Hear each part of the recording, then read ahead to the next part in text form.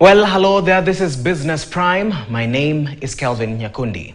Now, repayment of foreign debt has been identified as the biggest challenge facing Treasury this year, in line with its mandate to undertake a hustler-centered budgeting approach.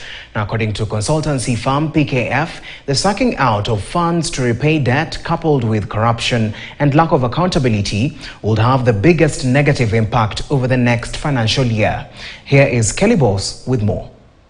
According to PKF, about 30% of the budget is going to pay Kenya's debt, thus piling pressure on Treasury to forego more important development expenditure.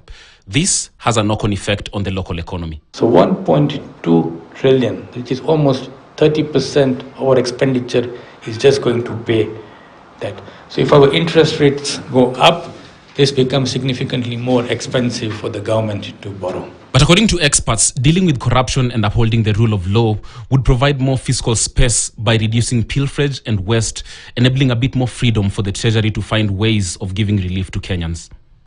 If we don't deal with corruption, we can have all these nice things Alpesha shown to us. We can have even low taxes and everything. But if we don't deal with corruption, this economy is not going to be where it is supposed to be. Expanding the tax net has also been identified as one way to further ease the tax burden, but with efforts finding little traction as the gap between the number of eligible taxpayers and the actual tax-paying population remains wide. Tax revenues expected to be collected of almost 2.8 trillion. So where is that money going to come from?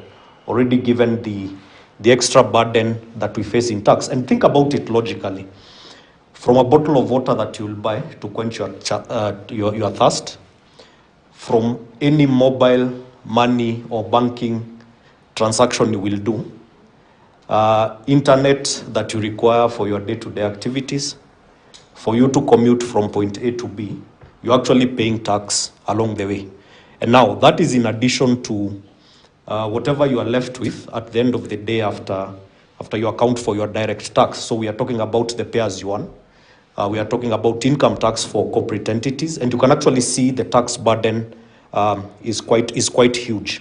According to PKF, the theme in the Finance Bill 2025 is to attempt to minimize tax expenditure by eliminating interventions like tax exemptions, deductions, preferential tax rates, and tax incentives, which usually are intended to stimulate economic activity, but may not be effective and instead have significant cash flow implications to the government when it comes to mobilizing tax revenues.